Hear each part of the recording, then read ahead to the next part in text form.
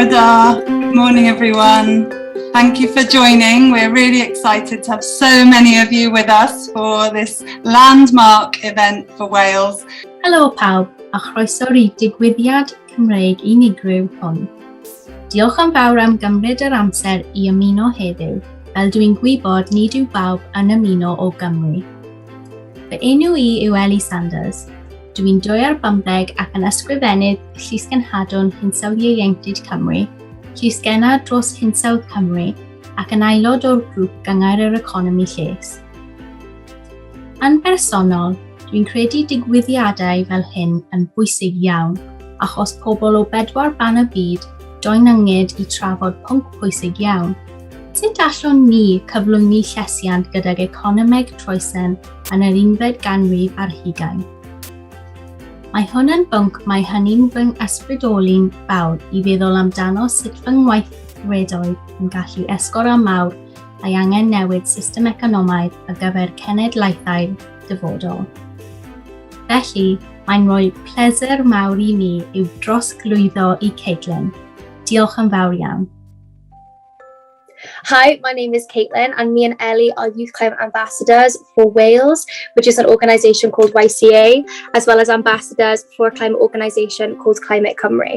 We are also part of the steering group for Wheel Cymru, which is why we are introing this event today. For me as a young person, specifically a climate activist, this event is really important to me because we're talking about the wellbeing economy as well as the doughnut economy, because I feel like as a young person, not a lot of people know what a wellbeing economy truly means. I know it took me a while, and I think people have a sort of preconception about a wellbeing economy, that it's some boring issue that young people can't really delve into. But being a part of the wellbeing economy steering group has really helped me sort of understand it more, that it's not just about climate change and climate justice, but it's also about social justice and doing the best for society and helping people as a whole through poverty as much as it's helping the planet, and look at society and people's health and people's mental health. And we're talking about multiple things that as a young person all matter to me.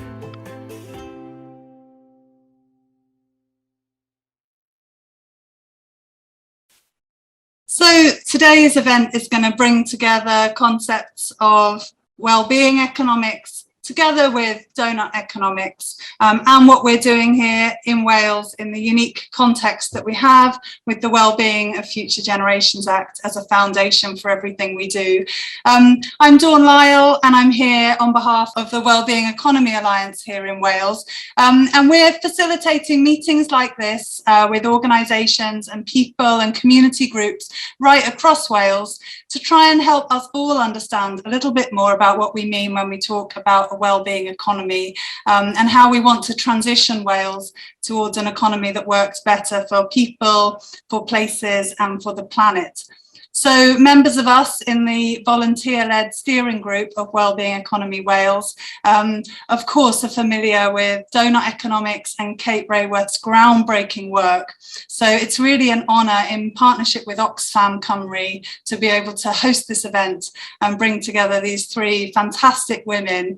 Sophie Howe, our Future Generations Commissioner here in Wales, Katherine Trebeck, who is a strategic lead with the Wellbeing Economy Alliance global network, global organisation, and of course Kate Raworth and her colleagues from the Doughnut Economics Action Lab, which is all about making doughnut economy tools practical and usable in communities and cities around the world.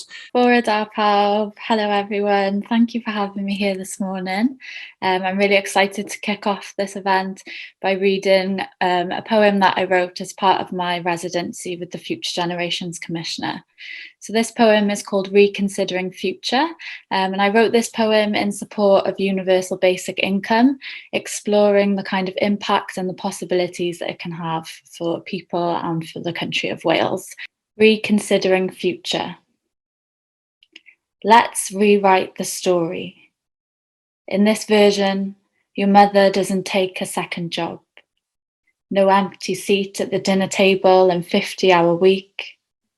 Without the weight of night shifts on her back, she goes to college, starts to dream of soil-stained hands, a community garden, of reading stories to the sleepy rhythm of your breath. Your next door neighbour lives. His body lighter, he starts to paint, fills the walls with hues of watercolour.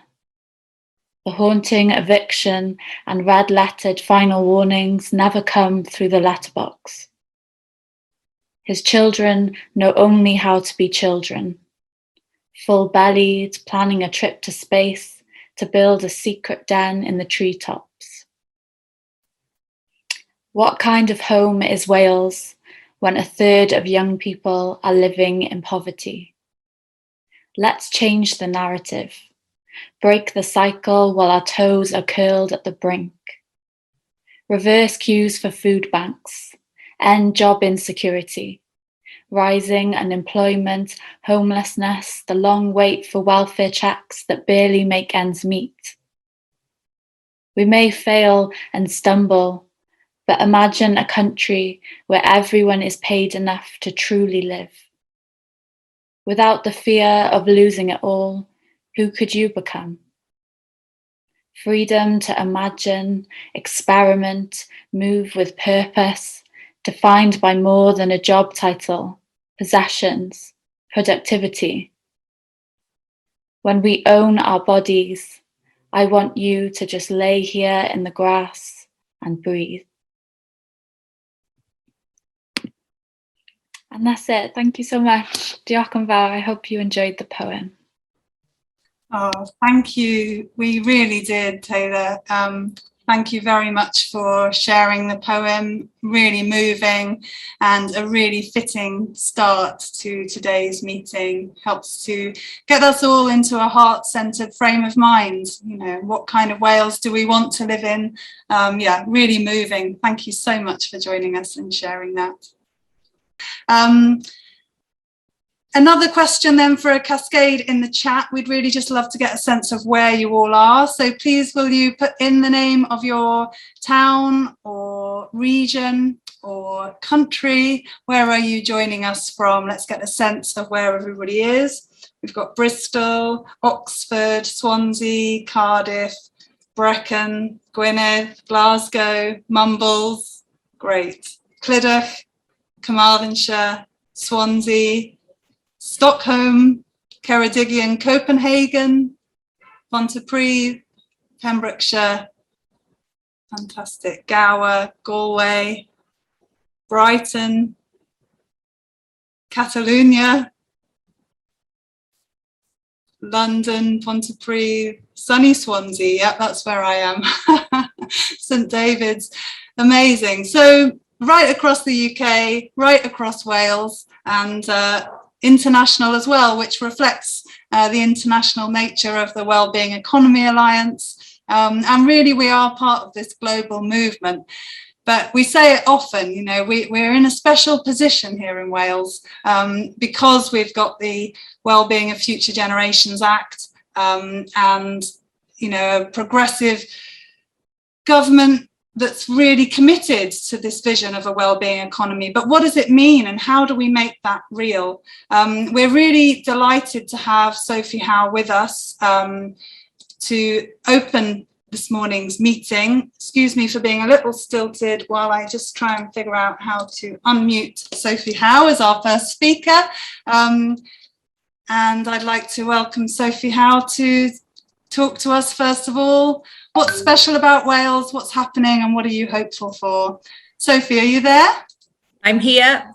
Diolch yn fawr. How long have I got to talk about what's special about Wales? We could be here a very, very long time, but I'll try and keep within my time slot. I'm going to see if I can share my screen. I'm delighted to be with you all today. I actually spotted as well, Dawn, a few people from New Zealand who are, of course, some of our compadres in Wellbeing Economics as well, and some of the brilliant work that their government is doing.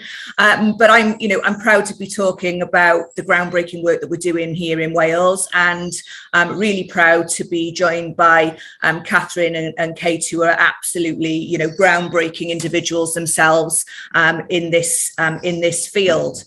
So I could see from the chat, there's lots of people here from Wales. So hopefully the Wellbeing of Future Generations Act won't be a new thing to many of you, but for our national and international friends who are joining us today. Back in 2015, our Senedd, our Welsh Parliament, legislated for the Wellbeing of Future Generations Act, and it does a number of things, but this is the kind of overarching concept, if you like, that all of our main public institutions, so our local authorities, our health boards, our national organisations like Public Health Wales, Natural Resources Wales, and significantly the Welsh Government and specifically Welsh ministers themselves must demonstrate how they're acting in a manner which seeks to ensure that the needs of the present are met without compromising the ability of future generations to meet their own needs. And why is that so exciting? Because I'll show you in a moment. This is actually, for the first time anywhere in the world, we're seeing wellbeing economics meet futures thinking. And I've tended to see, the sort of concepts of wellbeing economics being, increasingly well thought of and adopted by very many countries, but we don't necessarily see that kind of test come in there, although perhaps it's instinctive or intrinsic to the concept of wellbeing economics, but we're still not necessarily seeing that sort of specific test around, so how do the decisions that we make today impact on those yet to be born? And Kate's partner, who is a philosopher, Roman Knarrick, and I don't know if Kate knows this, I should apologise now, but Roman and I do quite a lot of events together, so he's become known in my office as my work husband, so I hope that's okay with you, Kate. But Roman talks about the fact that if we look 50,000 years to the past, there are about 100 billion people who've been alive on the planet. There are about 7.7 billion alive on the planet at the moment, but if we look then 50,000 years to the future, we're talking about 6.75 trillion people who are yet to be born and whose lives will be fundamentally impacted by the decisions that us 7.7 billion people and politicians in particular are taking today. And Roman writes a book called The Good Ancestor, which I would highly recommend to you all. And quite frankly, I'm sad to say that this generation of 7.7 billion and perhaps the last generation, we've not been particularly good ancestors. And that is what we now need to change. So Wellbeing Economics meets future thinking. Our Wellbeing of Future Generations Act sets out 7 national long-term wellbeing goals. You wouldn't think it was revolutionary for a country to have a set of long-term goals, but it is, because short-termism is absolutely endemic in our political systems and our systems of governance across the entire world. So we set our policy on the basis of one election to the next, or even worse, one annual budget to the next. And we don't have that set of long-term goals, which we now have in law here in Wales. And then we have 5 ways of working. So our organisations have to demonstrate how they're planning for the long term and they're considering the long-term impact of the things that they do, how they're preventing problems from occurring or getting worse. Now, I could spend an entire session just talking about that. Preventing climate change. If we look at the crisis we're in the middle of at the moment, not the climate one, the COVID one, many of those things, particularly in terms of those who've been hardest hit by COVID, entirely preventable. Kelechi Nonaham, who's the Director of Public Health in one of our Valley's health boards, said a little while ago, if the World Health Organization, sorry about the dogs, if the World Health Organization had come to us in January 2020 and said there's a global pandemic about to hit, who is going to be the hardest hit, we could absolutely have predicted with a high degree of certainty it would be our poorest communities who are more likely to catch COVID and more likely to die from it. That is one of the reasons that climate change and a multitude of others why the shift to prevention and away from just dealing with crises is so important.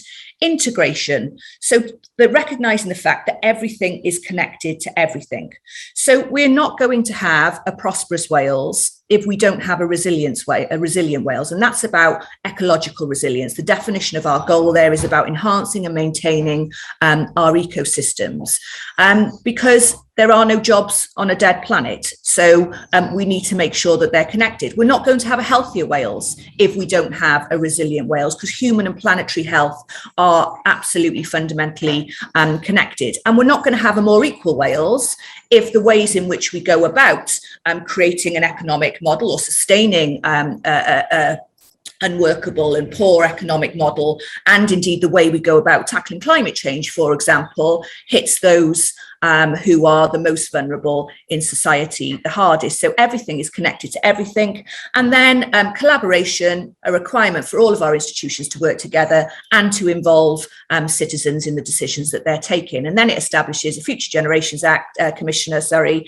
which is myself, to oversee, to monitor and assess progress that's being made, and to advise and support public bodies. And I just want to say a little bit about this goal of a prosperous Wales, which is absolutely crucial to this work around wellbeing economics. So, there's nothing to disagree with about a prosperous Wales, but there is something about how we define prosperity. And I would argue, and I think Kate and Katherine will be arguing the same points, that the way in which we've defined prosperity has been absolutely at the core of fundamental destruction to our planet, and widening the inequality gap and so on. But here in Wales, our definition of prosperity, not just in some high-level policy document, but as set out in law, is a productive, innovative, low-carbon society, which recognises the limits of the global environment, therefore uses resources efficiently, proportionately, including acting on climate change. It focuses on a well-educated population within an economy which generates wealth and provides employment opportunities, allowing people to take advantage of the wealth generated through securing decent work.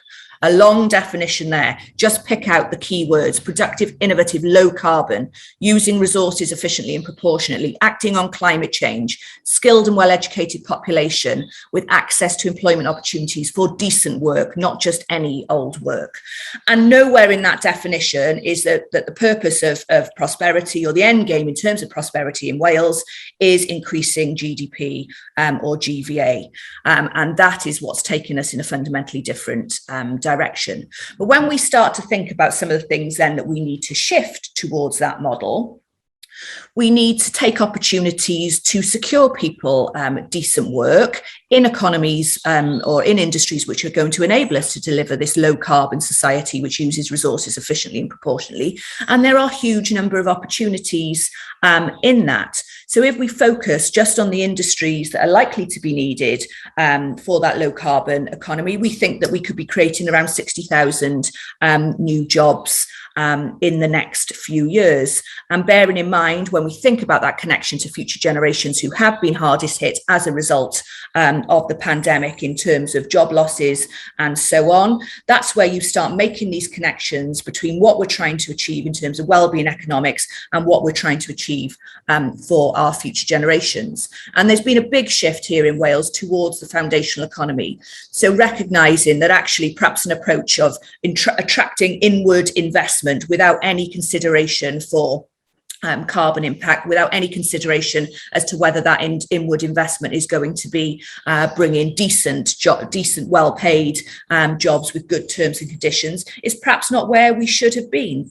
We should have been invested in that foundational economy, those services that are important in terms of our ecosystems, in terms of the needs for care, in terms of the need for housing, and so on. So big shifts in terms of Wales's approach to the foundational economy. And I just want to give this small example of some of the things then that are happening in our public bodies as a result of this. So who would have thought that South Wales Fire and Rescue Service were now part of building making or donating their disused fire hoses to sustainable wash bags with a company, the Good Wash Company, who donate, they're a social enterprise, they donate a large amount of their profits into environmental charities and various others. And so these are the small connections that are being made. Now, previously, the Fire and Rescue Service would have told you our job is to rescue people from car crashes and to put out fires. The environment, the circular economy, recycling and reusing, that's not our bag. There's an environment department somewhere that does that sort of thing. But because we have made these duties under our Act everyone's business, these are the sorts of things that are starting to happen. And Circular Economy Wales, a big fan of Circular Economy Wales. And I love the fact that they've actually built on Kate's donut, and I'm not going to steal Kate's thunder because she's going to explain the donut. But the work that Circular Economy Wales are doing in terms of developing a mutual credit system, Celyn, the work that they're doing working to look at how farms can be supported to move away from chemical products and so on. And the reason why that circular economy is so important, and I like this sort of, Ivan from Circular Economy Wales describes this as the sort of spirograph donut, and he recalls that he had one of those spirograph drawing toys, which I also had when I was a kid.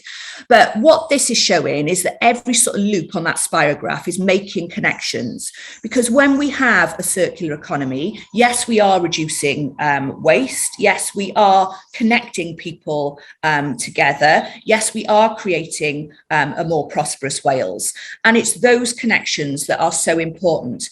Our waste strategy here in Wales, which once was a waste strategy and is now called Beyond Recycling, is making the connections about how can we move to reducing waste in ways which also supports people's health, well-being, and so on. So things like recognising community borrowing facilities, benthyg is the Welsh word for borrowing, or to borrow. And we're setting up, the library of things so that communities can come together. They don't have to buy, they can borrow, they can make connections. Potentially people who are lonely and isolated can make connections and friends.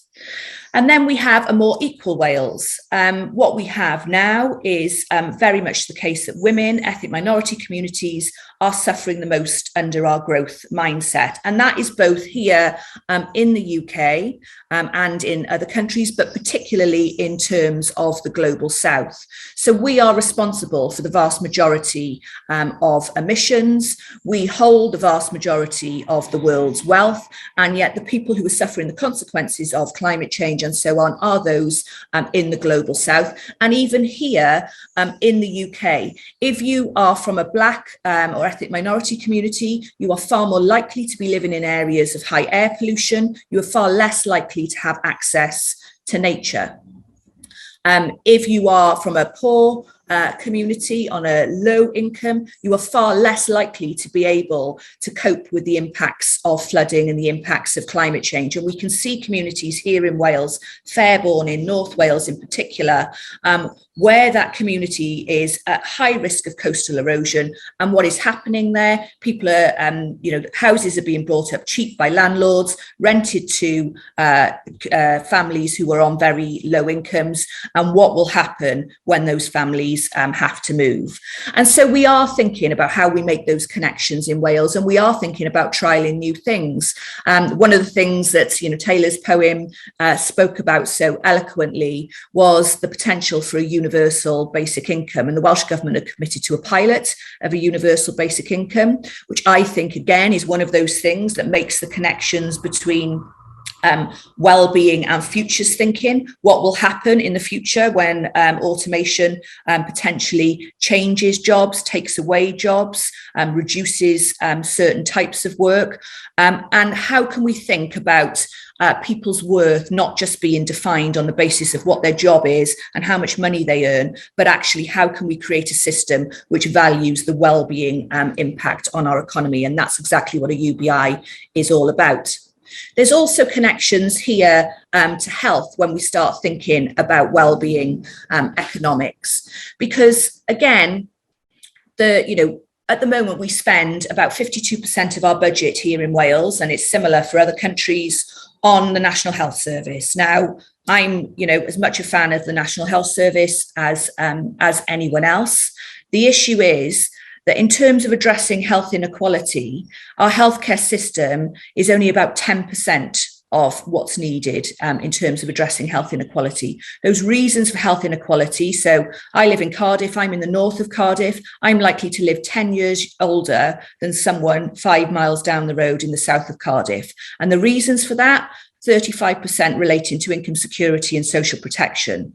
That sort of middle of the donut that Kate talks about. 29% relates to living conditions, so the quality of your homes, the fact that Wales has some of the poorest quality homes anywhere in Europe. And actually, if we think about how can we improve the quality of our homes, which has a direct impact on addressing health inequality, which also will help to reduce carbon emissions, which also will take people out of poverty and also keep them out of our healthcare system during the winter months. This is where a model of wellbeing economics and that kind of spending for multiple wins absolutely becomes what we should do. And then 19% social and human capital. So the sense of agency you have in your community, the sense of community. And back before the pandemic, about 52% of people in Wales said that they felt there was a sense of community in the area that they lived. That same survey was conducted last September in the middle of the pandemic. That had gone up to 74%. So there's things that we need to learn from that around how communities were based at home in the large, how many of our public services were working much more closely with communities to provide that response that was needed. And that very much comes back to this involvement principle in the Act. How can we co-produce solutions to some of the challenges that Wales are facing? And cohesive communities, really strong links there. So how can we focus on that foundational economy to create good quality local jobs where people potentially don't have to travel, increasing carbon emissions and so on. And again, really pleased to see the Welsh Government focusing on that approach of local foundational economies, which in turn creates those cohesive communities. And then Wales, a vibrant culture and thriving Welsh language. This is one of the interesting additions in our approach to sustainability in Wales. So the UN Sustainable Development Goals, there's no reference to culture, but our culture and heritage in Wales, we are so proud of it, and it's absolutely intrinsically part of us. And yet we've kind of missed opportunities. How do we use culture and creativity to communicate on climate change? How do we use culture and creativity as part of our education system, recognizing this is again where we bring this futures thinking, recognizing that the things that are going to be really important in the future are the things that robots can't do, the human things, creativity, emotional intelligence, empathy, team working, cooperation, that sense of, community and so on. And so Wales has launched a freelancers pledge, looking at how we've supported freelancers during the COVID pandemic, but looking at how we can bring their creative influence into thinking in our public services. So in our health board, in Swansea, we have 6 creatives in residence. They're in the estates department looking at how they plan their estate for the future. They're in mental health services looking at how culture, creativity can help in terms of a sort of social prescribing model on mental health. They're in patient experience department, helping people to communicate their experience through the medium of poetry. And that is incredibly powerful when you start to get some of those different things in there. Imagine if we had a creative in residence in every public service department and the different types of approaches that those public services would be taking. And of course, a resilient Wales. I've talked a bit about how that connects back to a prosperous Wales, but there are more connections that we need to see. So that issue with flooding that I talked about, before the COVID pandemic hit in January 2020, this picture here was Pontypridd High Street, which was absolutely decimated by flooding. But when we look at what some of our public services are doing, this will cost billions of pounds to fix. And yet this local authority is the local authority whose pension funds are investing most in the fossil fuel industry. So we have to see these things as connected. We can't, on the one hand, be trying to bail out people and bail out communities from flooding, whilst on the other hand, be giving our money to things that are perpetuating those issues in the first place. And I have visions with many people, I'm sure, who've joined us on this call, for increasing this approach around the circular economy, for making sure that we are tackling the nature emergency as well as the climate emergency and joining that up with other aspects. So, for example, the establishment of a national nature service. How can we create jobs in nature? How can we make sure that those jobs in nature are repairing our broken ecosystems? And how can we make sure that those jobs in nature are also doing things like improving, cleaning and greening communities for future generations? So many opportunities there. And all of that, of course, comes back to us being a globally responsible nation. We have a heritage and a history in the fossil fuel industry. The first ever £1 million cheque for coal was signed just a couple of miles down the road from me in the coal exchange in Cardiff. So we have a responsibility that we were at the forefront of that industrial revolution. We know the damage that that has caused. We now need to be at the forefront of that low carbon revolution. And that is exactly what Wales is going to, is doing and will continue to do. So for every child born in Wales, we plant a tree in Wales and a tree in Mbale. And, our Size of Wales organisation is doing some absolutely brilliant work there. We have a huge amount more to do, but the message that we want to take from Wales is that every nation needs to have a focus around a wellbeing economy that is fit for future generations. I'm really pleased to give you a little bit of good news in that regard. Last week, United Nations Secretary General announced that he would be putting forward a declaration for future generations at the United Nations and would be establishing a special envoy for future generations. And that's a lot of work that my team and very many others, I'm no doubt on this call and indeed across the world, have been doing. Let's take that, what we're doing here in Wales as a framework, the fact that that's reaching a UN level, and let's make sure that we have wellbeing economies and working in the interest of future generations in every nation in the world. Thank you. Diolch yn fawr. Diolch, Sophie. Thank you very much for your presentation.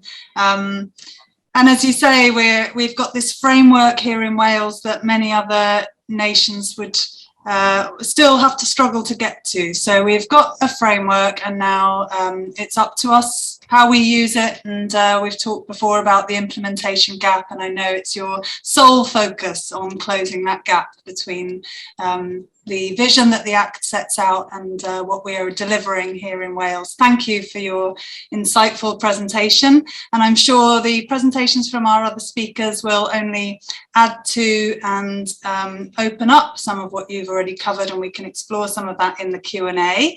But we'll move on swiftly now to our second speaker, and that's Katherine Trebeck.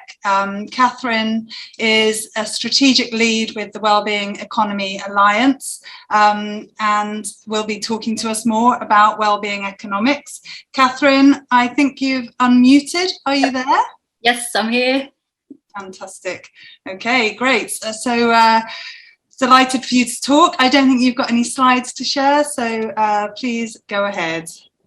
Thank you so much, Dawn, and thank you so much everyone who's joined us here today and who's taken the time to dedicate 2 hours of your busy week discussing how we can transform our economic system. And particularly thanks so much to all the organisers, my former colleagues at Oxfam, particularly colleagues in Deal and also in the Future Generations Office, but most especially my colleagues in Weo Cymru, who I'm just so proud of, so excited seeing the momentum that you're generating. It's just extraordinary and just wonderful to watch from my little vantage point up in my little flat here in Glasgow. And such an honour to be sandwiched between Sophie and Kate, two women who I've long respected and admired, and just so exciting to see the momentum that their respective areas of work is getting. So yeah, really great to be with you.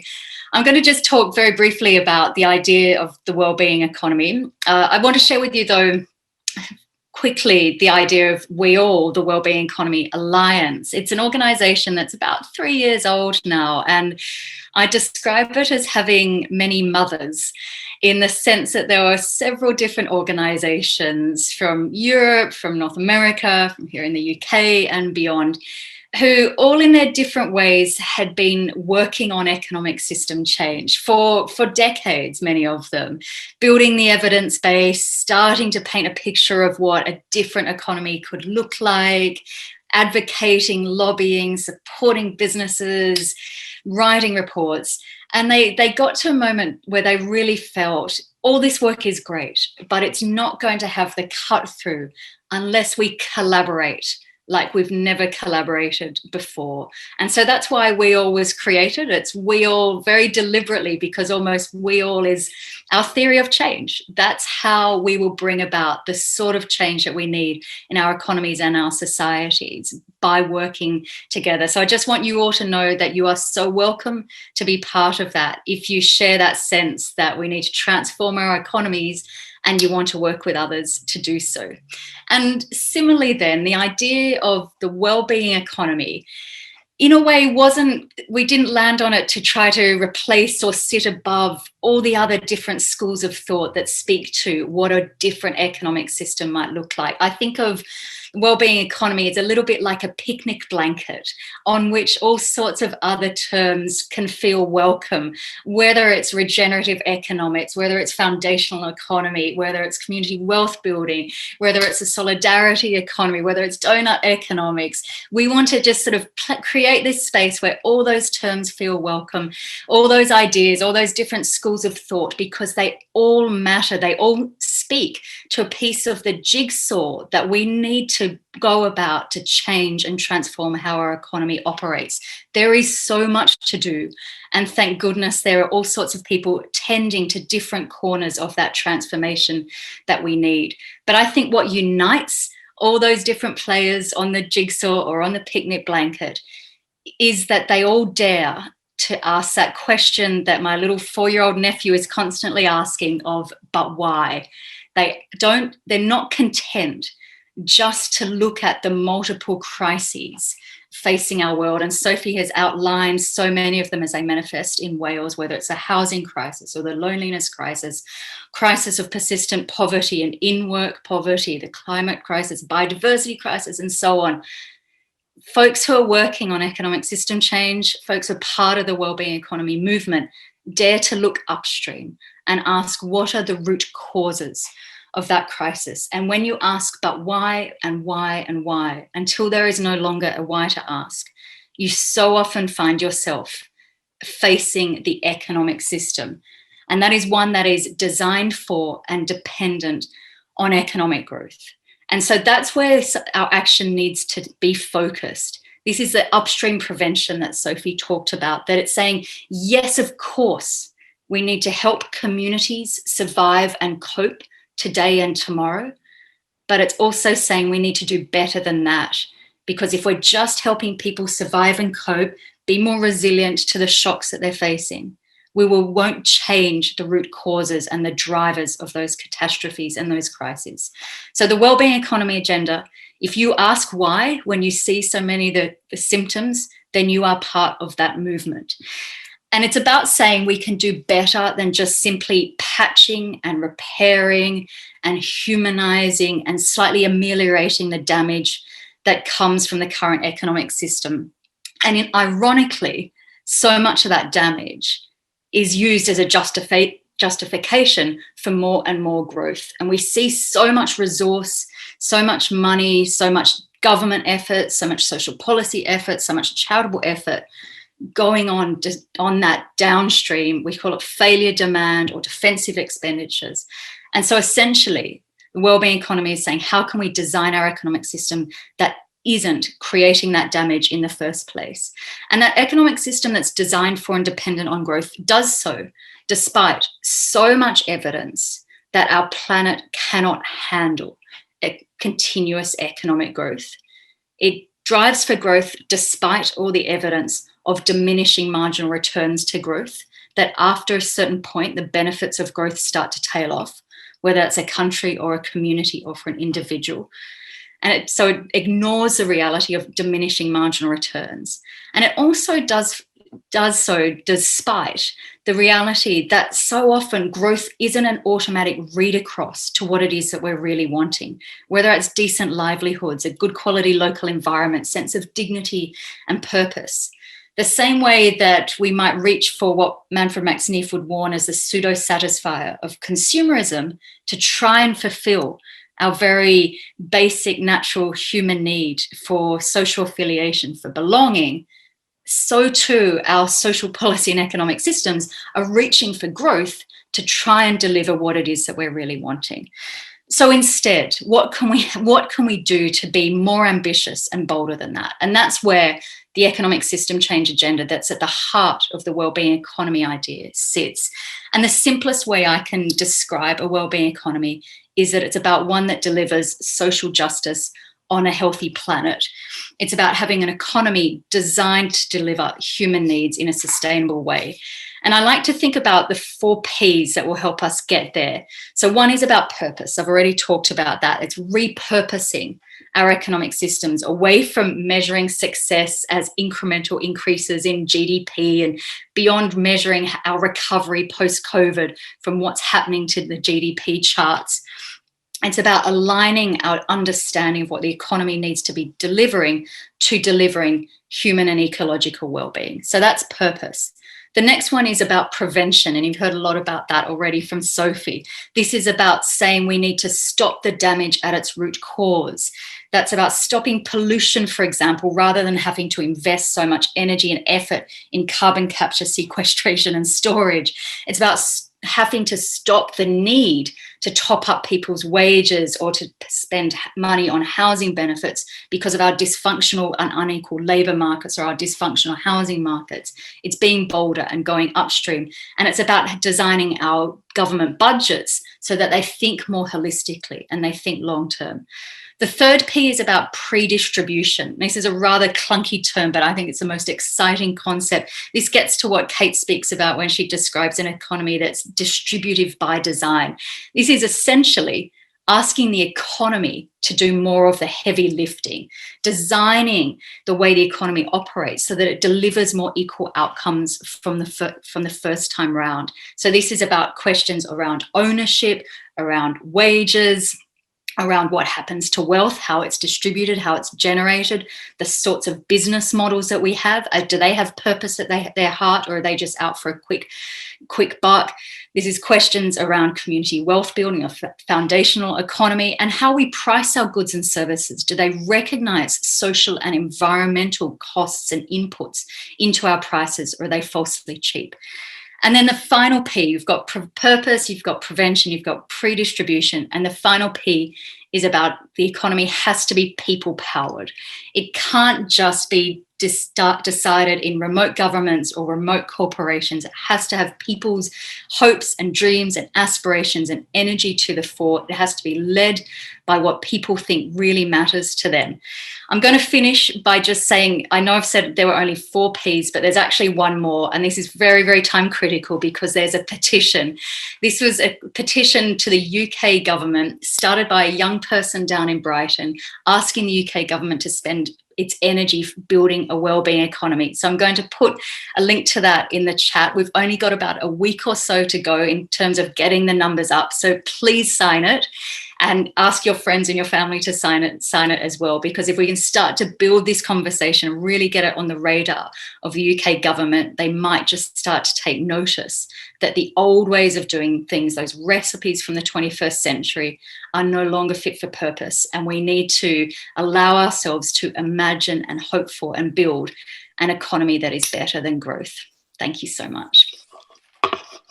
Oh, Katherine, so inspiring to hear you speak. And those of us who are in the Wellbeing Economy Wales hub are really inspired by that whole vision and how it's so important that we redefine what the economy is for and give our economy that greater sense of purpose, away from this obsession with economic growth at any cost. Really inspiring and enlightening to hear you speak. So thank you so much for your contribution this morning.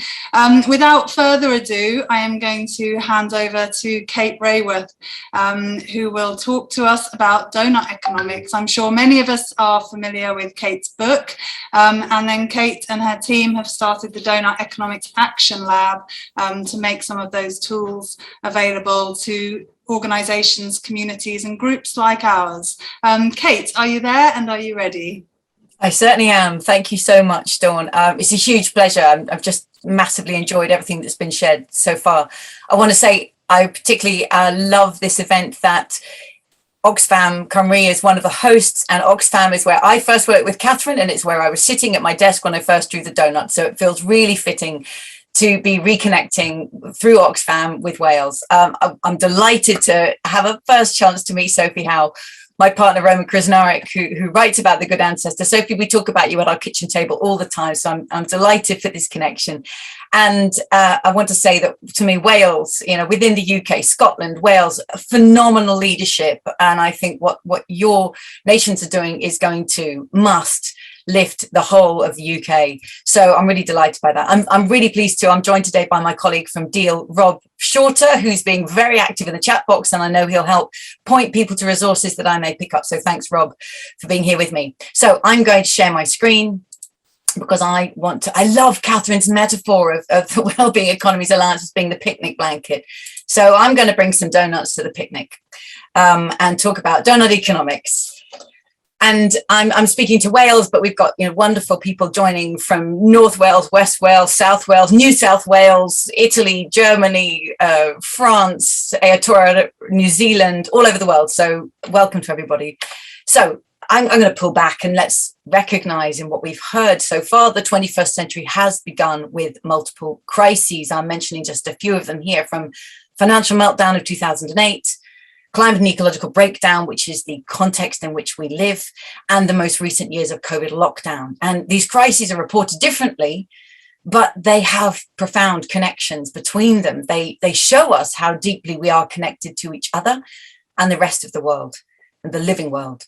They show us that crisis hits with sharp inequalities of gender and race, of wealth and power, of global north and global south. And most fascinating to me, that it's clear that these crises emerge from the very systems that we create. And these emerge from systems based upon endless expansion, that endless growth that Katherine was speaking to. If we create a financial system aims to endlessly expand, it will kick off some kind of subprime mortgage market and pull itself down. If we endlessly expand our use of fossil fuels and Earth's resources, we will induce climate and ecological breakdown. And if we endlessly expand human settlements into the rest of the living world and wild areas, coupled with ever increasing flights between nations, we do create perfect conditions for a global health pandemic. So to echo the others who've spoken, we need to transform what we think of as the shape of progress. It is not endless growth and expansion. And for this, one way of replacing it is with the shape of a donut. So here's a donut. You can think of it as a compass for 21st century prosperity. Imagine humanity's use of Earth's resources radiating out from the center. So that means the hole in the middle is a place where people are left falling short on those essentials of life. We want no one to be left falling short on those, on food and healthcare, education, housing, political voice, income, networks of community, of transport, of communications. These are crowdsourced from the world's governments, from the Sustainable Development Goals. And the power of that is that every government in the world has already agreed that every person in the world has the right to live above that social foundation. So leave no one in the hole. But as we use Earth's resources and interact with living systems to meet these needs, we run up against an outer limit, this ecological ceiling, because beyond that, we start to break down the life support systems on which we all depend. We cause climate breakdown. We acidify the oceans. We open up a hole in the ozone layer. We break down the web of life through biodiversity loss. These are the 9 planetary boundaries, first recognized by Earth system scientists little more than a decade ago. We must keep within these life support systems of planet Earth if indeed we are to meet the needs at the heart of the donut. So in the simplest of terms, the goal is to meet the needs of all people within the means of the living planet. And it transforms that shape of progress. It's not about endless growth. It's about thriving in a dynamic balance. And if you do that shape with your hands, that space between it immediately, you can see it. It's like a heartbeat. And it takes us to the dynamic living systems of our own body, which we know thrive in balance. If we can take what we already know at the level of the body and take it to the planetary body, we give ourselves a very, very good chance of understanding our deep interconnections of life. If the goal is balance and thriving in that dynamic equilibrium, well, we are very far from that. As this global donut shows, billions of people worldwide are falling short on the essentials of life. Many live in the lowest income countries, but we all know we can walk into the cities and neighborhoods of places we live, and we will find that deprivation amongst ourselves too. And we are already overshooting multiple planetary boundaries. So this is humanity's collective selfie. And I put it this way, that our challenge is to turn this story around. How do we rewrite the story, as Taylor so powerfully said at the beginning? Let's rewrite the story and bring ourselves into the donut from both sides at the same time. Let's remember that this has not been done before. This has not really been tried before. And therefore, last century's economic theories and government policies and business models and even community organization design, they weren't designed to solve for this. It means we need to come with theories and policies and business models and action that are designed for our own times, that we invent for this purpose. And that some people find an overwhelming challenge and others find it an absolutely thrilling opportunity to create anew. So how can we turn this story around? I think there are 2 fundamental dynamics that we need to put at the heart of our economies. To transform that future, we must transform the dynamics. So we've inherited linear degenerative economies, these industrial systems where we take Earth's materials, make them into stuff we want, use it for a while and throw it away. And that's pushing us beyond planetary boundaries. We need to turn that into regenerative, so that Earth resources aren't used up, they're used again and again, far more carefully, collectively, creatively, and slowly. And this, of course, is known as the circular economy, cyclical and regenerative economy. Here's just some examples from some cities and places around the world that have begun to put elements of this into practice. From Oslo, which has now made itself a car-free city centre. So you can get around on tram, on bike, on foot. It's affordable, it's clean, and it's decarbonising the energy that makes the economy work. From Amsterdam, where they've committed to be a 50% circular material use in that city by 2030, from food, from consumer goods and construction. So this is an experimental district in Amsterdam where everything that is built here must be using materials in a circular way, so they've been reused and can be reused. And of course, the learning that's happening here inspires the city, inspires the nation, and indeed will learn internationally. In terms of regenerating the ecosystems of place, many cities realize, and towns and neighborhoods and districts, we can't keep out the water.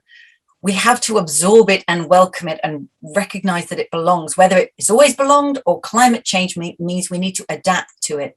So the concept of a sponge city, building a waterland that is sometimes park, sometimes flooded, but allows that water to be absorbed. And in the city of Medellin in Colombia, the river used to be treated as a handy industrial sewer to take all the toxins away. And then they realized, well, of course, the river is life. So let's clean the river and let's create parks around it and bring people back to the parks. Let's reconnect with the ecosystem of our place. So these are just some examples of regenerative by design. But we also need to transform from divisive designs of our economies that capture opportunity and value in the hands of a few, that create the rise of a 1%. That divide our nations, whether through infrastructure, through legislation, through law, through inheritance, and through privilege. We need to create distributive economies where value and opportunity is shared far more collectively and equitably. Some examples from places: Community wealth building. Preston is, I think, one of the UK's greatest exports in terms of inspiration of a place that started to turn itself around without outward investment coming. It's turning it around through its own procurement, anchor institutions, the hospital, the schools, the university, the city council, buying locally. Vienna, a city in which over 60% of people live in housing that's owned either by the city or by city-run cooperatives, because the city of Vienna decided a long way back that housing isn't a luxury investment for those who have income to earn rents. It's a human right. And so they put housing at the heart of that. So it's affordable, it's normal, it's city central, it's great. Stockton in California, I love the conversation here in Taylor's brilliant poem about universal basic income. So Stockton, of course, is one of the places that had an 18-month guaranteed income scheme, has had really clear positive results for people in long-term unemployment, for people with disability, for people who had not the income to lead a decent life. It is enabling them to turn their lives around. And then this example from Bogota. Why do we give public spaces over to cars when we can create beautiful parks in cities where people can meet and connect? And even a micro pocket park like this means people can have that sense of community in their neighborhood, creating public luxury in city centers. So regenerative and distributive by design. To me, these are the design principles that we need to put into practice from our neighborhoods through to our nations and indeed the international community. Let me bring it closer then to Wales. And here's a tool that we've been working on, and Rob and I have been working hard on this for the last month, and we're soon going to release it. So if what I'm about to show appeals and you think we'd love to do that here, this tool is going to be soon in your hands. I'm asking the question again here for Wales and places within Wales, but wherever you are, think of your place where you are today. So can Wales live within the donut? Well, let's unroll the donut, open it up, and we can create a space where we can dive in between that social foundation, the ecological ceiling. We can envision the local futures that we want, thinking of here and the rest of the world. And this becomes a canvas on which you can map your understandings, knowledge, inspirations, experiences, initiatives, and come up with your own vision of place. So we start with a question for the local donut. How can our locality, whether it's a neighborhood, a district, a town, a city, and indeed a nation, how can this place become home to thriving people in a thriving place while respecting the well-being of all people and the health of the whole planet? And so there are 4 lenses on this question. We start by asking, how can all the people of our place thrive? And how can our place be as generous as the wild land next door? We call these the local aspirations, thriving people in a thriving place. It's great living here. But as Wales has so clearly spelled out, every place has a global responsibility as well. And so we need to also ask, how can our place respect the health of the whole planet? And how can it respect the well-being of all people? Let me dive you into each of these 4 lenses so you get a feel of what's going on there. So how can all the people of our place thrive? And along the bottom there, you can see all of the dimensions of the social foundation of the donut. And you could dive into this by asking, well, what does thriving mean to people here? Katherine did amazing work in Scotland way back, I think in 2012 with the Humankind Index, asking people of Scotland, what does it mean to thrive here? And the question is going to be answered differently by the people of Scotland or Stockholm or of Cardiff or of Dar es Salaam. What we mean thriving is our culture, our history, and of course the diversity of people who live here. So come up with your own local vision. What has COVID-19 made visible? As Sophie said, it's made visible things that are always there, but they become visible. And how do we now take action and start ensuring that those with the most deprivation and most vulnerability, their needs are addressed and they are brought above that social foundation? And then which aspect of our local culture is going to turn out to be our greatest strength? What is it we're going to use? Which values and histories or culture are we going to pivot on towards this new future? How can our place be as generous as the wild land next door? Wherever you are, what is the wild land next door? Are you up a valley, in a wetland, in a savanna, on a mountain, a dryland, temperate forest, by the coast? What's nature's genius for thriving where you are? How has nature made life work here? How does nature cleanse the air and house biodiversity, store carbon, harvest energy? And how could the place, the human dwellings of which you're a part, how could they aim to match or exceed the generosity of that wild land next door? This comes from the brilliant work of the biomimicry thinker Janine Benyus, So how could where you live store more carbon and house more wildlife and aim to be as generous as nature? How could it harvest more solar energy, whether through rooftop farms or turbines or solar panels? And how could it better manage water and build more soil? Let's make human settlements actually belong as part of the ecosystems in which they're nestled. Then let's go to the global responsibility. How can our place respect the health of the whole planet? Think of all the global supply chains, of all the products coming into your city, whether it's food or clothing or consumer goods, electronics, construction materials. Think of the energy and the carbon emissions released, which we know have a footprint, a material and a carbon footprint worldwide. So how could, for example, transforming local mobility reduce your place's carbon footprint on the planet? How could create a circular economy? And it's fantastic to hear today of Wales's circular economy strategy. How can that reduce Wales' material footprint on the world? And how could systems such as the food system be transformed so that more food is produced locally and it's distributive too, but it reduces that worldwide footprint? And keep thinking of those global supply chains and ask yourself, wherever you are, what retailers and brands are on sale here, whether it's clothing or food or electronics or consumer goods? How are government practices procuring through supply chains? And what is the human labor behind the labels? It's often not nearly as pretty as the brand on the box. How do we ensure that the way we're buying the products that are coming to our place and that stream of waste that's leaving respects the rights of workers and communities worldwide who are involved in that provisioning? So we can pull back and put those four lenses together, and you can see you've got a holistic space for working on whatever issues matter to you. And I couldn't resist just bringing in these wonderful 7 goals from Wales, because I think that the holism of these 7 aspirations for Wales are matched, and you could do a lovely exercise of mapping them onto these 4 lenses. So you can take the 4 lenses and say, well, let's talk about housing, for example. Let's talk about the future of housing that we want in our town or our nation or city or neighbourhood. What would it mean to create housing that enables everybody here to thrive?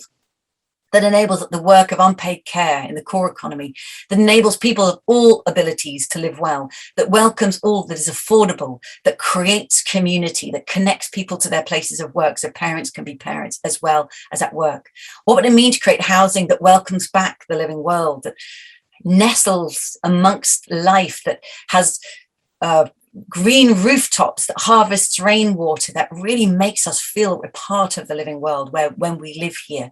How can our housing massively reduce its carbon footprint? How can it generate energy? How can we have circular materials? And how do we think of the people who are involved, whether near or far, in creating that housing, the rights of people who are part of that housing supply chain? Of course, this is a big challenge.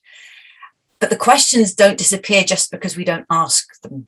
We need to put them in front of ourselves and turn this into a map, into an inspiration for yourself. So you could, for example, what are our targets of our city or neighbourhood? What have we already committed to do around the question of housing? What action is in motion? What's already going well? Let's map on the things that are already happening, celebrate the motion we've already created.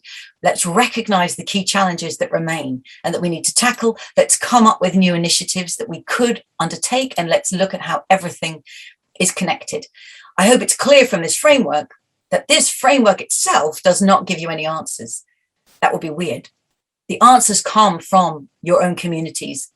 The people-powered, as Katherine put it, the people-powered deliberations involving government staff in the community, involving community networks and civic organisations, involving enterprise, involving universities and civic engagement. How do you invent your own vision of that future using this holistic framework?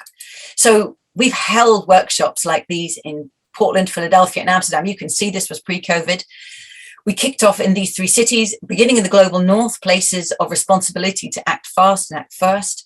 And these were town councillors and community members, and they said across these workshops, it's such a relief to work together. It's such a relief to step out of the silos of our specialisms and connect and see the interconnections between what we could make happen.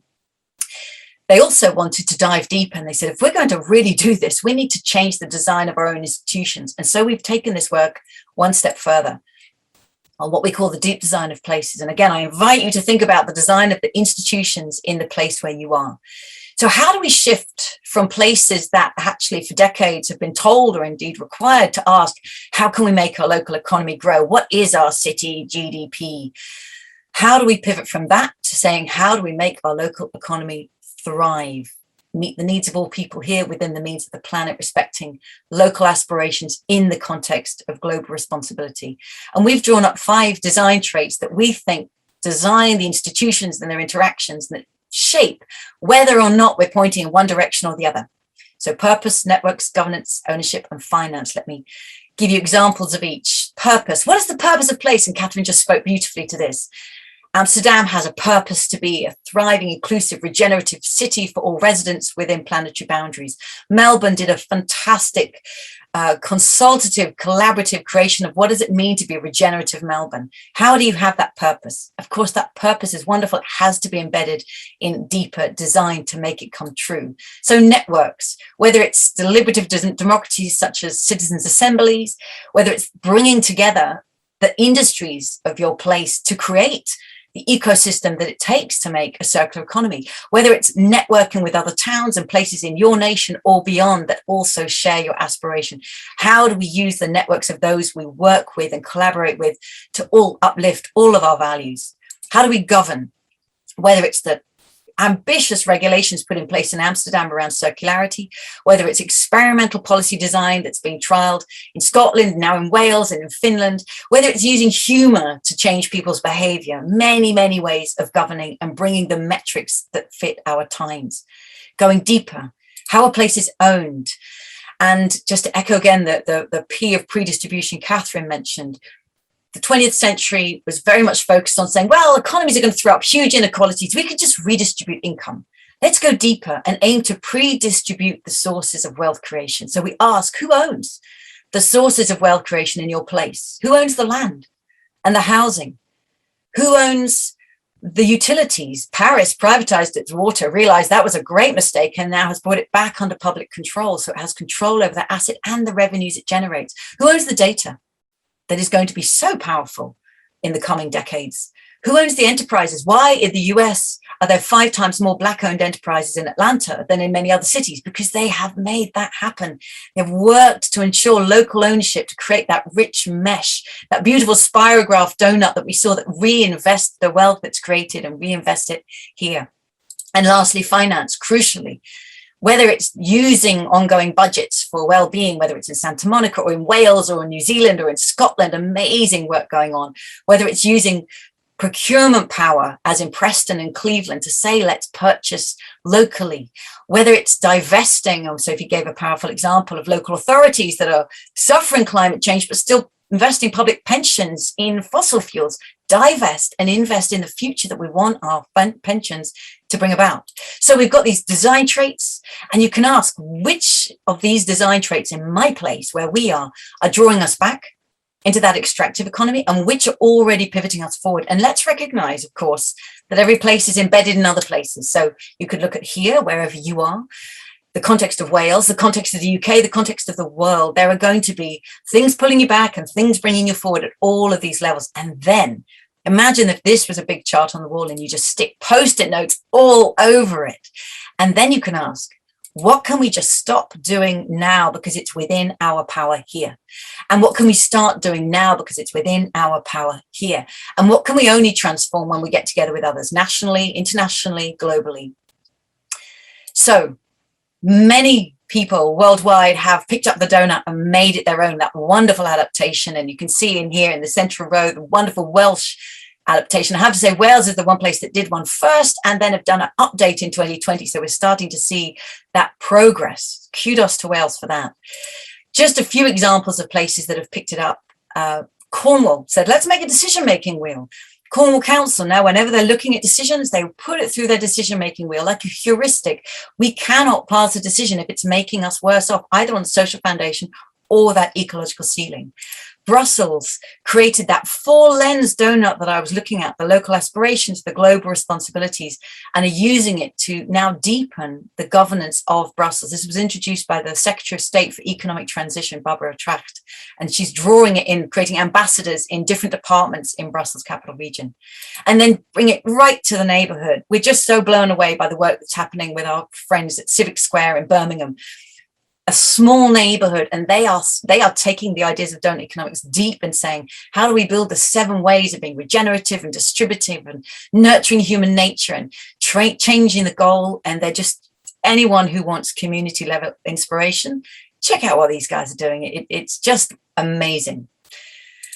So we've been thrilled to see that community groups have come together and said, let's create a donut coalition. Who here wants to bring this into practice?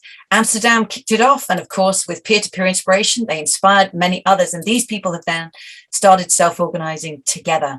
If wherever you are, you want to create one of them, Rob Shorter on the call right now is the person coordinating this work. And he can, I'm sure he'll add in a chat where you could get inspiration for doing this from, if this feels like something of interest to you. At Doughnut Economics Action Lab, we invite everybody to browse. We invite everybody to join. There are tools, there are stories. We know the most inspiration comes from people like yourself, whether they're a mayor or a community activist or a teacher or an entrepreneur, social enterprise. Be inspired by others like you who are putting these ideas into practice and mix them in the true spirit of the Wellbeing picnic blanket. Mix them with other things you find on the picnic blanket. Put these tools together in ways that work for transformation in your place. So let me pull back that if you want to find these tools, we'll be soon posting them here on Deal's platform. Let me pull back and say, Wales and everybody here on this call, how can we become regenerative and distributive by design? How do these 4 lenses of the donut that call on us for our local aspirations in the context of global responsibility, how can they be valuable tools in your place? And how can we ensure that the deep design of institutions in a place actually enable us to make this pivot forward? I'm really looking forward to the conversation. Thank you so much for this time to share these ideas. Wow, thank you, Kate. Now don't mute yourself because we're hoping to have a bit of discussion. I might need to unmute you now. I mean, so powerful, and really the focus of today's conversation that we're really excited about is that question that you asked, which is, you know, what's within our power to do right now, right here? You know, we've heard from Sophie about the amazing stuff that's happening at a government level in Wales, but also about the limitations of that. And then what's really inspiring about all those tools that you've shared is really bringing it to a local level and empowering communities to ask these questions for ourselves, you know, taking the power into our own hands in our towns, in our cities, in our neighbourhoods. What's within our power to do now, because it's within our power. And of course, we don't give up on those things that are outside of that. But I think that's a really inspiring question. So are you inspired by the way you're seeing these tools being used around the world? Oh, I mean, Rob will testify as well. It gets us up every day. It's just, it's amazing. And it's part of the new kinds of organising in the organisations we are. Deal exists to put tools and ideas in the commons because we know there are change makers everywhere who say that is a useful tool to me. I'm going to take that, adapt it, put it into practice here, and then I'm going to share back what we learned. And it just creates so many ripples of inspiration.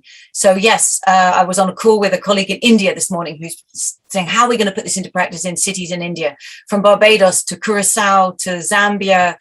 So amazing change makers, literally adapting it to very different contexts in the world.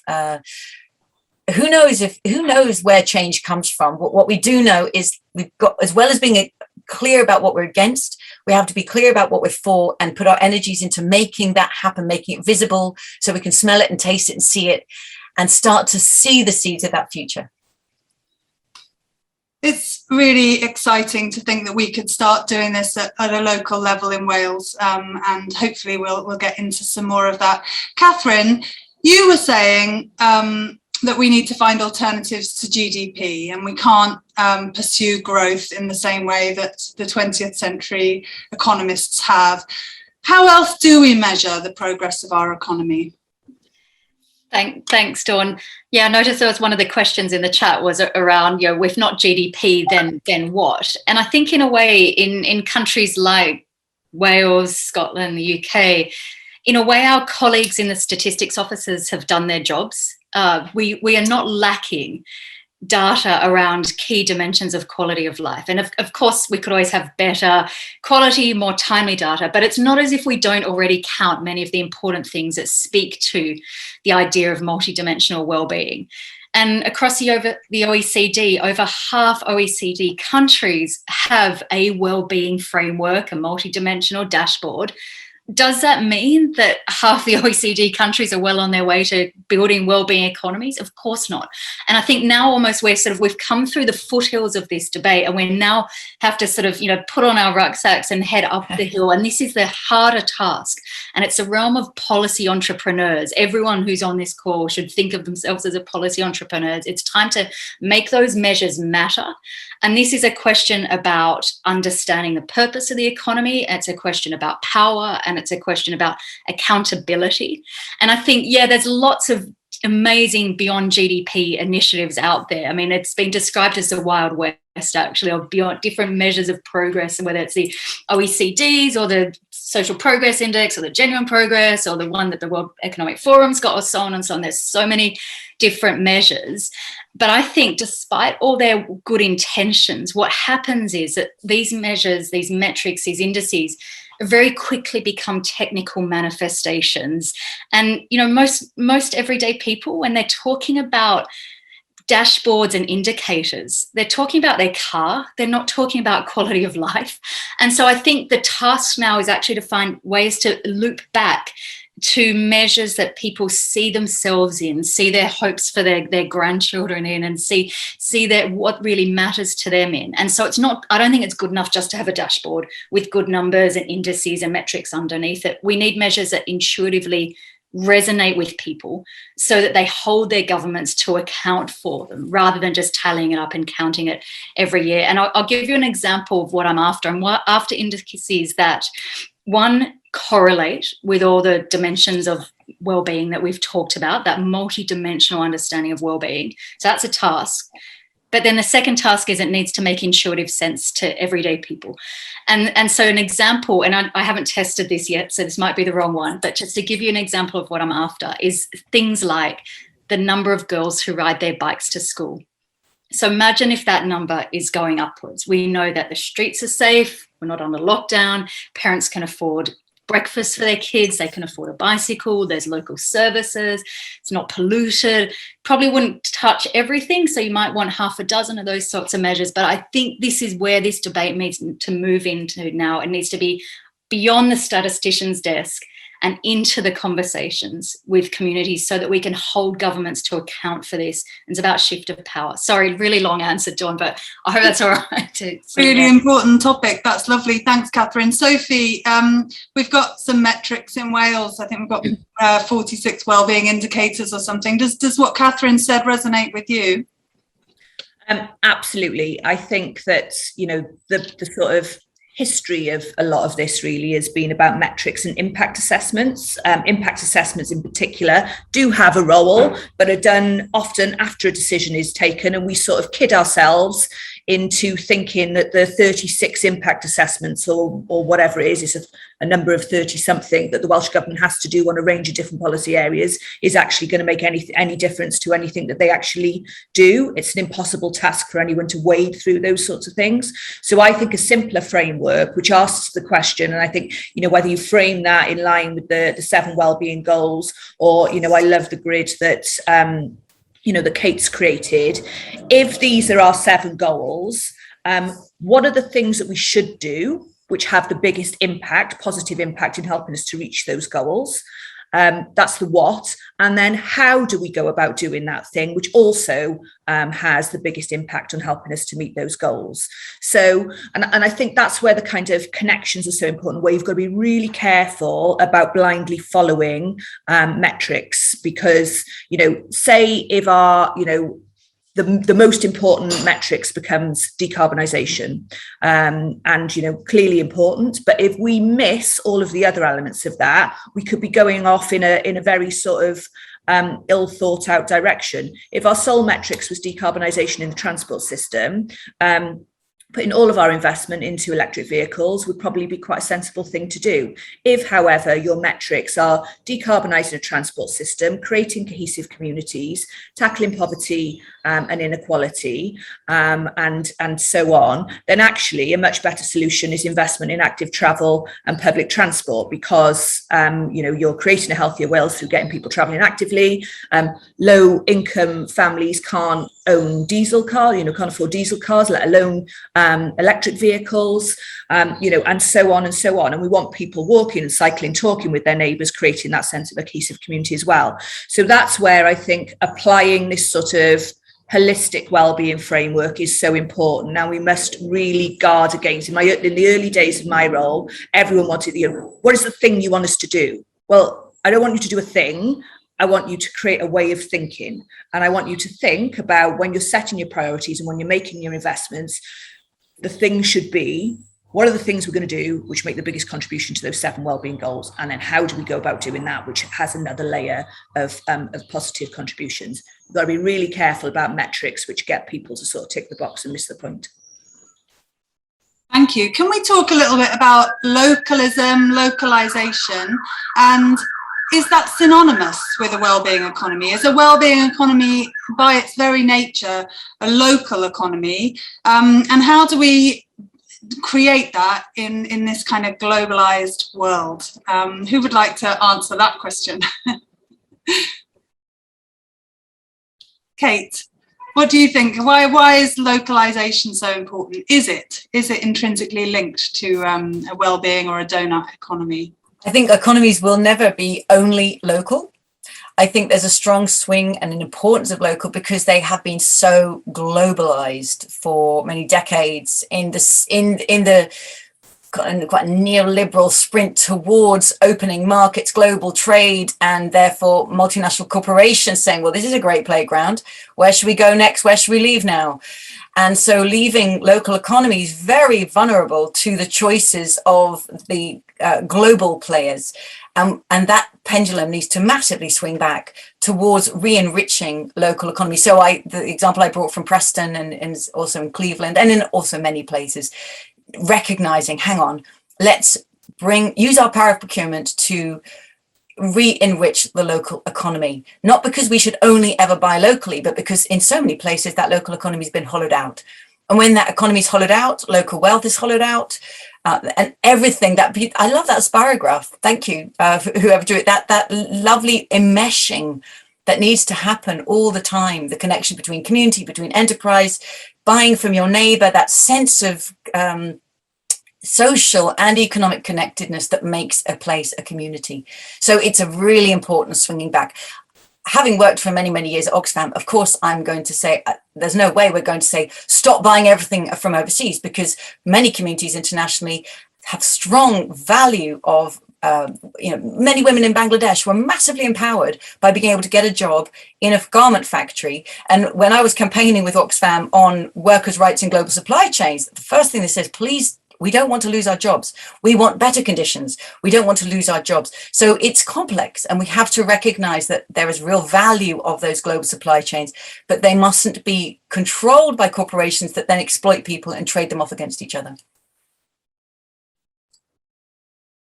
Yes, I need to ask you to unmute. Yes, Sophie.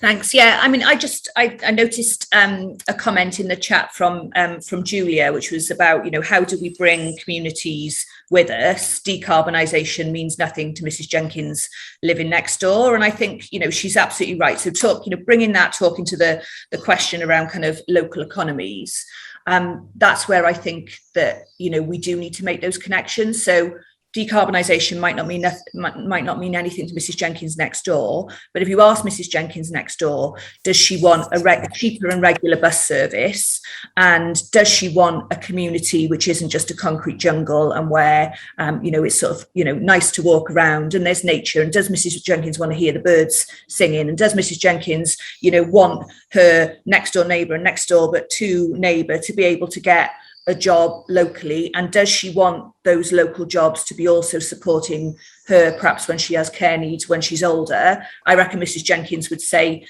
yes to all of those things, and that's the bit that we've got to that's the vision that we've got to explain and describe, and that's the vision that we've got to hold our politicians and our policymakers and our public services to account on delivering. And I think we've moved away from that. I think the P in Katherine's 4 Ps around people, absolutely crucial about that. So if you start applying that kind of, and this is where I think that the concept of well-being rather than needs of people is again crucially important. Needs described as of necessity, well-being the state of being happy, healthy and comfortable, if you look at the Oxford English Dictionary definition. So that kind of, what are the things that make your life worthwhile? And I strongly believe that the things that make your life worthwhile are all of those things that are in those 7 wellbeing goals and are in Kate's Doughnut Economics, and those are the things that our governments and our local services should be focusing on. Yeah, absolutely. And it's about making it meaningful and not alienating people with certain language that makes them think they've already heard it all before and it's not relevant to them. And Katherine, you talk a lot about amplifying the movement and trying to make this meaningful. I love that metric of girls cycling to school. What do you think are the kind of key challenges in helping people to understand that they need to get involved?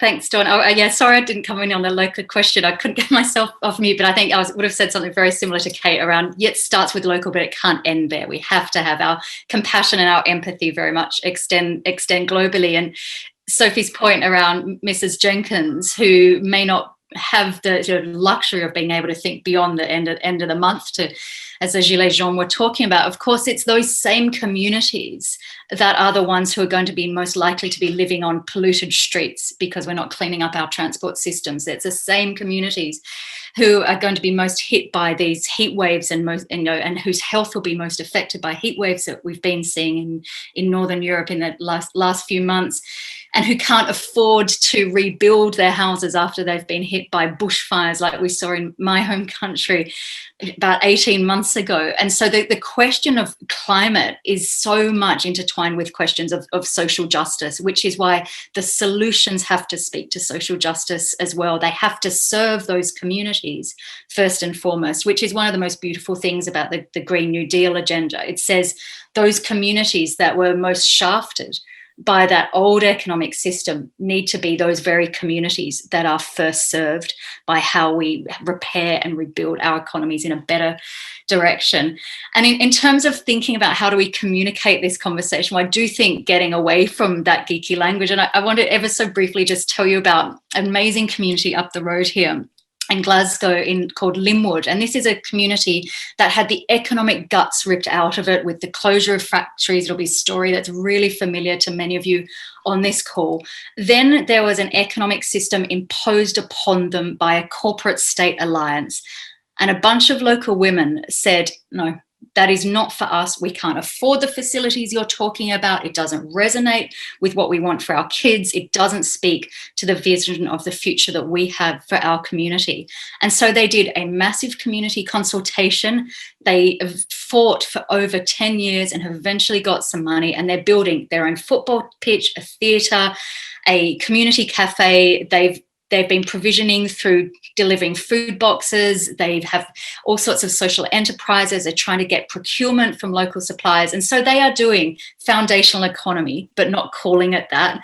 They're doing wellbeing economics, but they're not using the sort of policy geek language I use. I'll put the link to a story. We wrote up their story of Linwood for Wellbeing Economy Alliance briefing, because essentially they demonstrate why and what looks like it at local level. And there's bunch of local women who have no idea how inspiring they are. So I'll share some of the links to that, but it shows that you don't need to be caught up in the language and the policy jargon of this. This is just about rolling up our sleeves and thinking about what is it that we need right now, and let's just get on and build it together.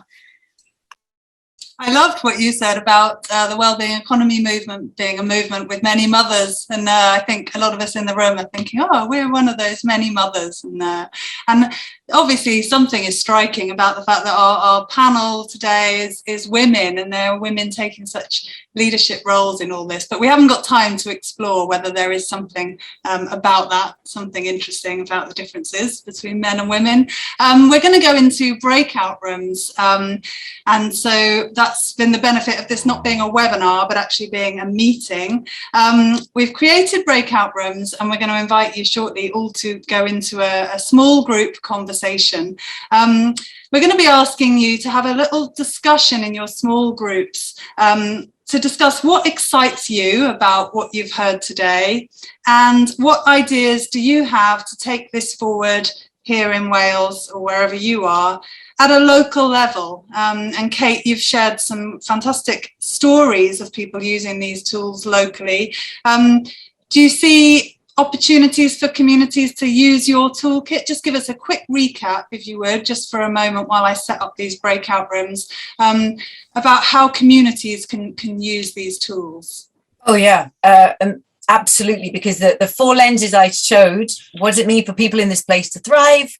What would it mean for our place to be as generous as the wildland next door?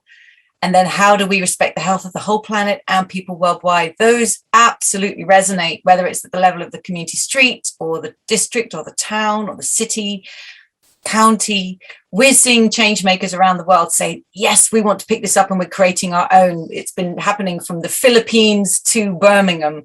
People are putting their own community experiences and their inspirations and their initiatives on these four lenses and coming up with really interesting plans. So absolutely, please, yeah, think about how could you take these tools and put them into practice, and what other tools would you put them together with that would really make them useful for the change you want to bring about where you are.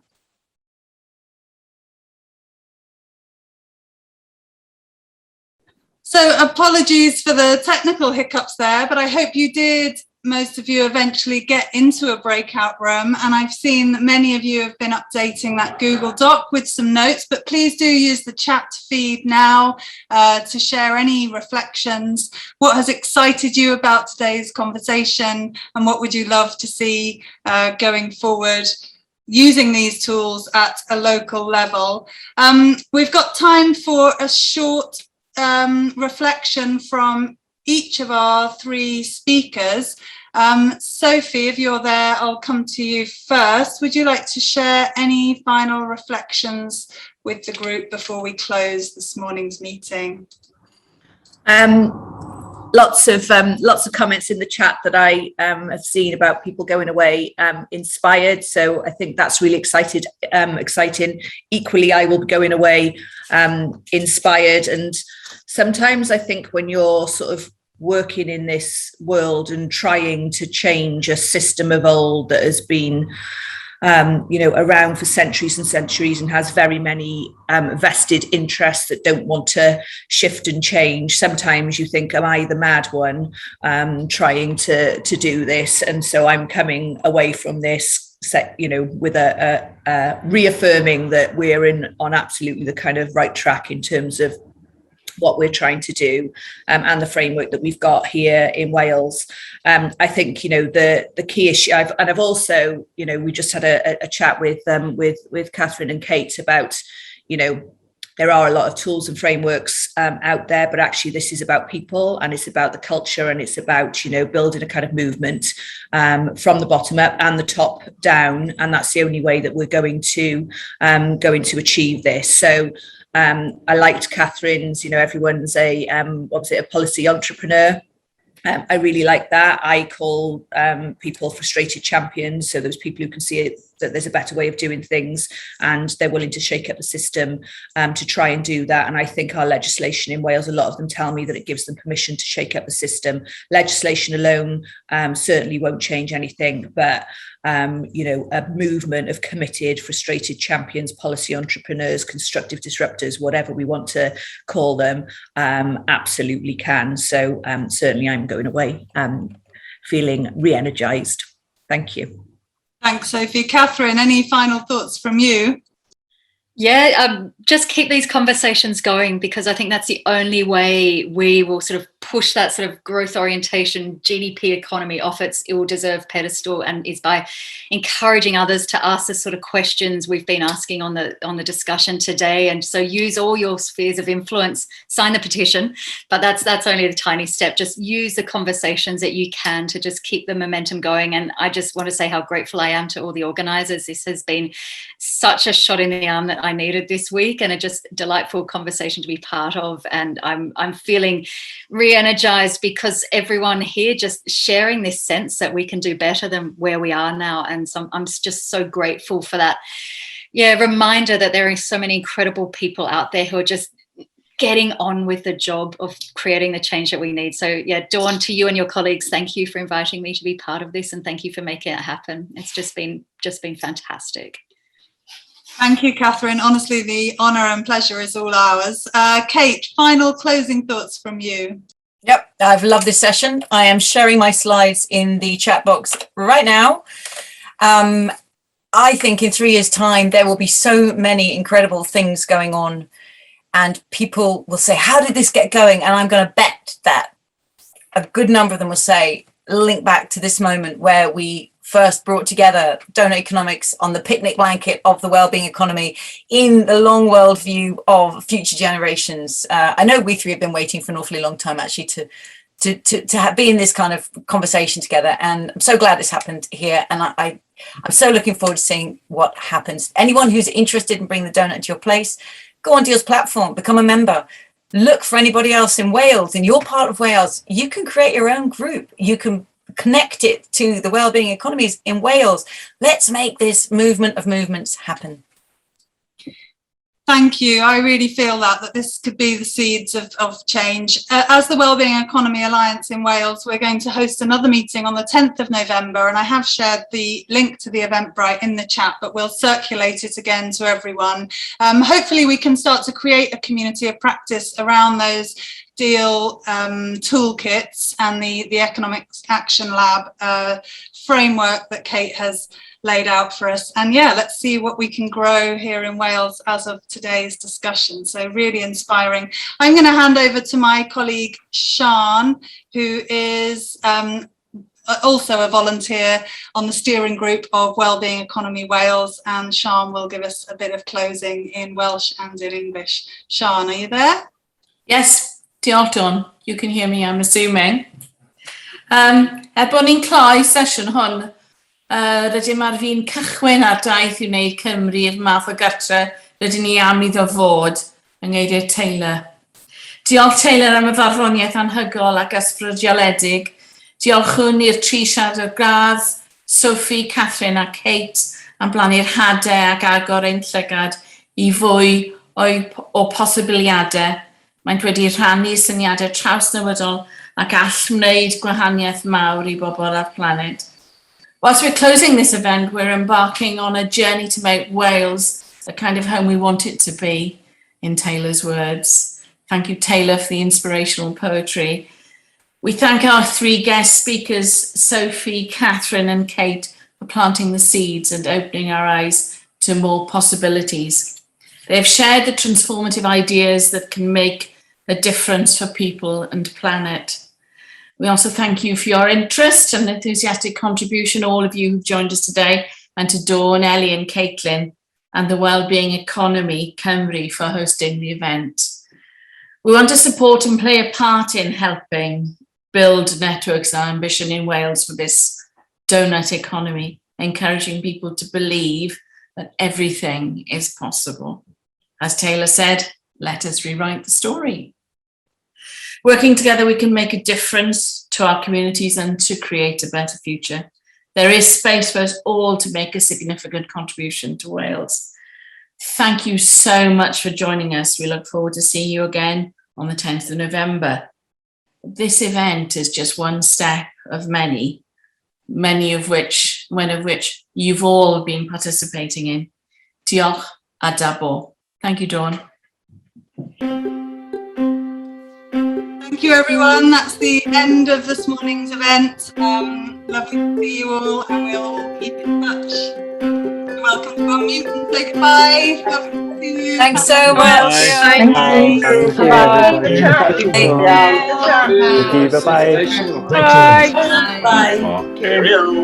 Bye-bye. Thank you so much for coming.